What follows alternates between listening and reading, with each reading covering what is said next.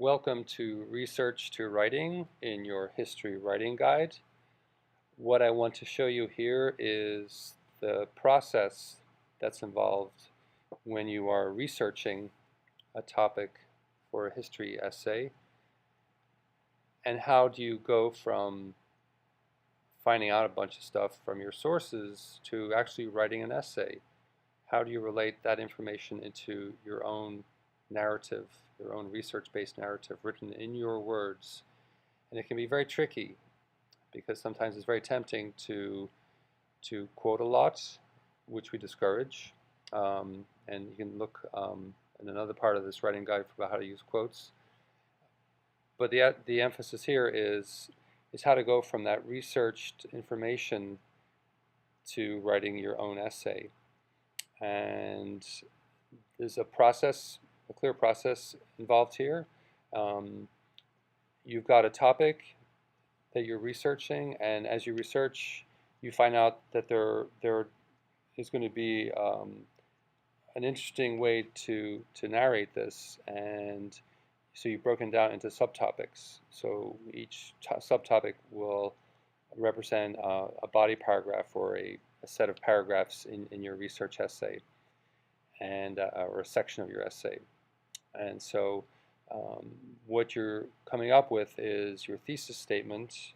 You draw some conclusions about all your information that you've researched, and you figured out a really good argument or case to make. That's your thesis. And then you're going to break that down into, let's say, 3 sections that will help prove your thesis by writing using your sources. So I just want to show you real quick here a sample that illustrates research to writing.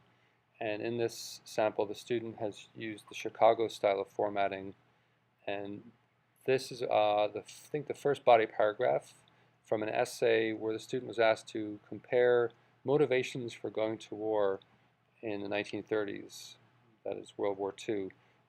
The student chose Germany and Japan to compare, and race was a big motivating factor in the student's essay. So the topic sentence: while Germany and Japan were fairly similar in regards to their belief in the existence of a master race, they held opposing ideas of what the master race actually was.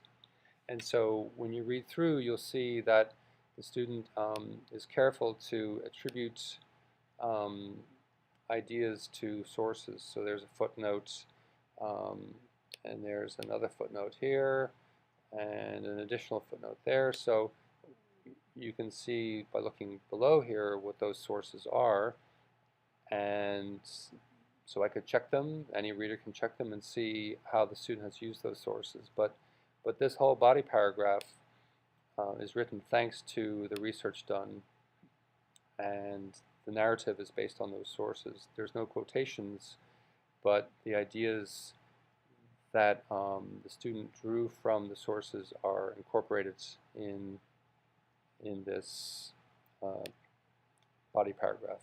Well, there you have it.